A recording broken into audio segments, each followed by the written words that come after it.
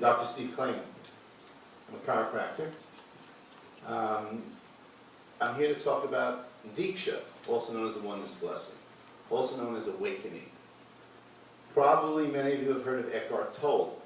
You know, Oprah had him on the book review club, and Eckhart Tolle became awakened. He became awakened by accident. But the title of my talk is How to Become Awakened in 60 Days or Less, because now it's not an accident anymore. Anybody can become awakened. So in May, I was asked to speak at a chiropractic research seminar on an allergy technique that I developed about 20 years ago. And in the course of discussing that technique, I had to explain there really wasn't any original thoughts I had in developing this technique. I just put together some knowledge that was out there, and some of it came from India. Well, I also couldn't help but tell them that, and segue into this thing about awakening, because it's available for anybody. When I discussed that, I explained that awakening is about returning to our natural state of being, how we first experience life as newborns. It's a very strong connection to our consciousness. Awakening allows for the letting go of the predominance of the mind to run and control everything, and instead to have the mind act as a tool directed by divine consciousness. The reason many of us have done various activities such as yoga, meditation, contemplation, etc., is to quiet down the mind. The mind is very helpful in doing our work, navigating traffic and figuring out a budget. But in an unawakened state, it keeps us up at night, causes us to worry, and gets us in the way of enjoying ourselves and each moment of living. It creates and perpetuates worry, judgments, comparison, dissatisfaction, conflict, craving, physical disease, and really just about all of human suffering. But what if there is a way to quiet the mind even when we're not exercising or meditating or running away from life at the movies or immersing our senses with a bowl of ice cream? Well, there is. It's called the oneness blessing. It takes about 30 seconds and is transmitted from the blessing giver's hands onto the crown of the head.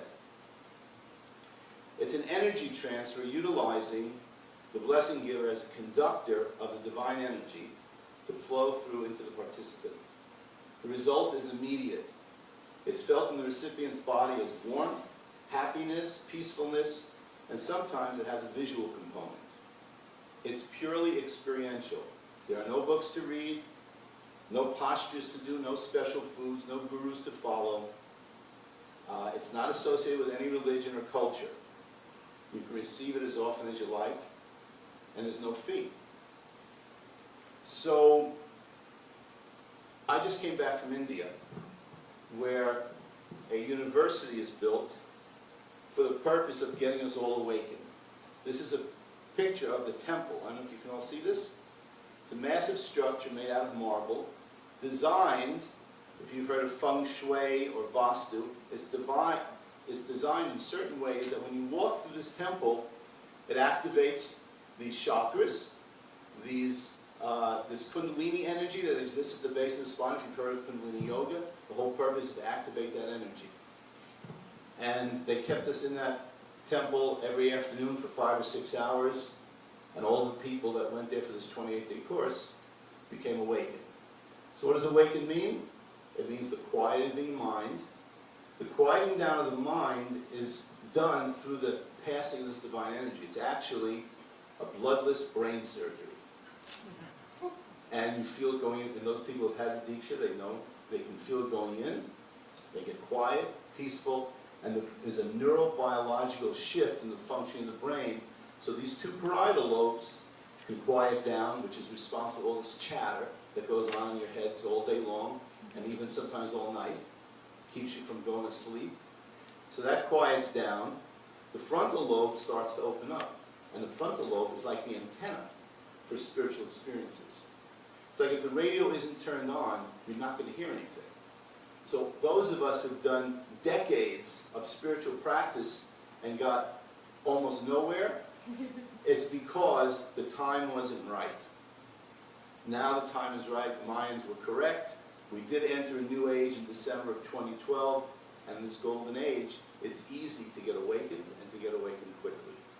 So you can do it slowly, or you can do it quickly. I decided to do it quickly. I went to India for 28 days, and I thought I knew a lot about spirituality from the years that I spent meditating and 6 years living in an ashram.